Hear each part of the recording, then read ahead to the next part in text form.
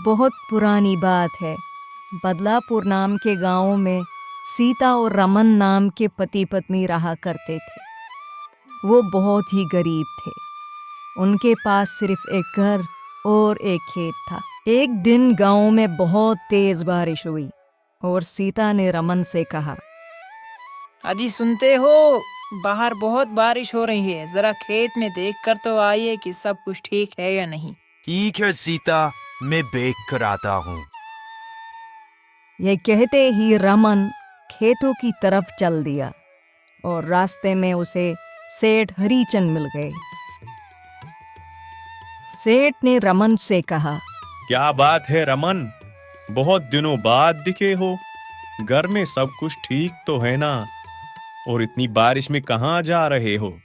जी सेठ जी, बस भगवान की कृपा से सब कुछ ठीक है और मैं खेत में देखने जा रहा हूँ कि सब्जियाँ ठीक है या नहीं। इतना कहते ही रमन खेतों की तरफ चला गया।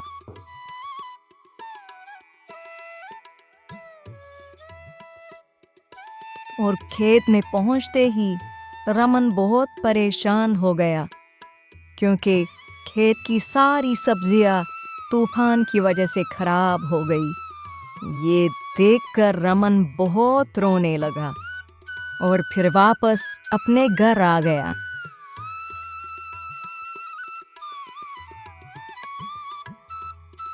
और घर आते ही वो बहुत रोने लगा और सीता ने उससे पूछा, क्या बात है जी, सब कुछ ठीक तो है ना?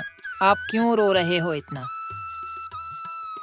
फिर रमन ने कहा, सीता, हम बर्बाद हो गए। खेत की सारी सब्जियाँ तूफान की वजह से खराब हो चुकी है। अब हम क्या करें? इतना सुनते ही सीता और रमन दोनों फूट फूट कर रोने लगे। वो बहुत रो रहे थे कि इतने में एक चिड़िया वहां पर आई।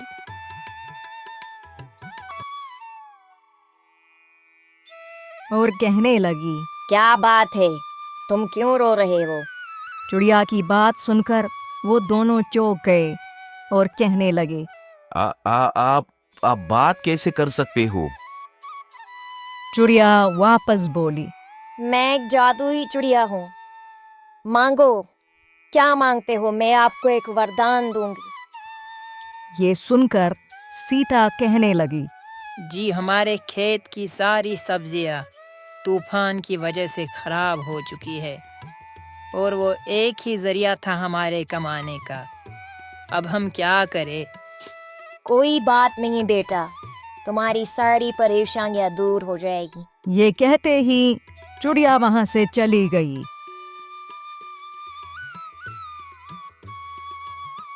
अगली सुबह रमन फिर से अपने खेत में गया और वहां पहुंचते ही वो दंग रह गया, क्योंकि खेत की सारी सब्जियां पहले जैसी हो चुकी थी।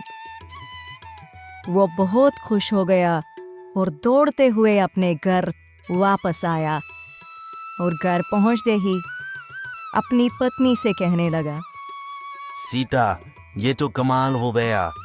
खेत की सारी सब्जियाँ फिर से ठीक हो गई। ये सुनकर वो दोनों बहुत खुश हो गए और चिड़िया का शुक्रिया करने लगी।